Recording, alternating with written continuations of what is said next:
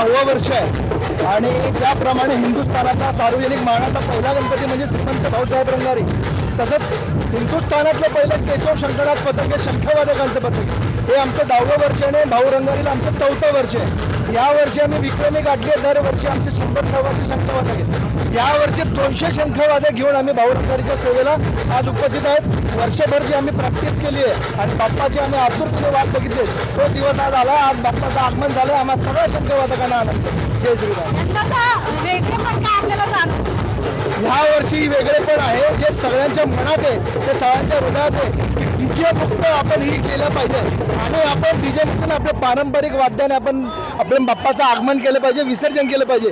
त्याप्रमाणे ह्या वर्षी आमच्या याच्यात पण संबळ, शिंगी, तुतारी, टाक आणि शंख यांचा समूह आहे. म्हणजे बाप्पा हा पारंपरिक पद्धतीनेच विराजमान होणार आणि विसर्जन होणार. हे यावर्षी पुणेकरांचं वैशिष्ट्य आहे. महिलांचा कसा सहभाग आहे आपल्या?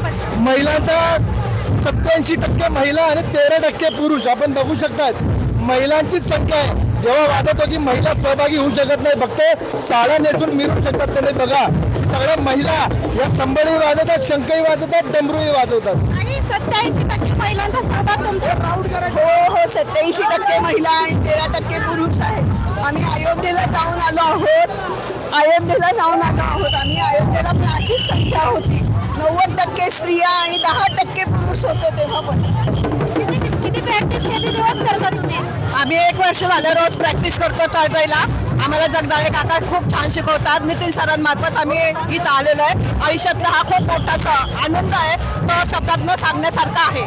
खरं तर हे केशव शंकरनाथ पथक जे आहे यांचं वैशिष्ट्य असं आपण म्हणू शकतो की यामध्ये 87% महिलांचा सहभाग आहे आणि खरोखरच केवळ नऊवारी नेसून किंवा साजशृंगार न करता या महिला ज्या आहेत त्या आपल्या लाडक्या बाप्पाच्या आगमनासाठी खरं तर वर्षभर तयारी करत असतात आणि आज यांचा अनुभव असं वादन या ठिकाणी पाहायला मिळतं.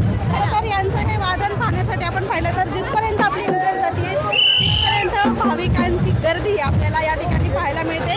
आणि हे जे पथक आहे खरं तर यंदाच्या वर्षी आपण पाहिलं तर डीजे मुक्त गणेशोत्सव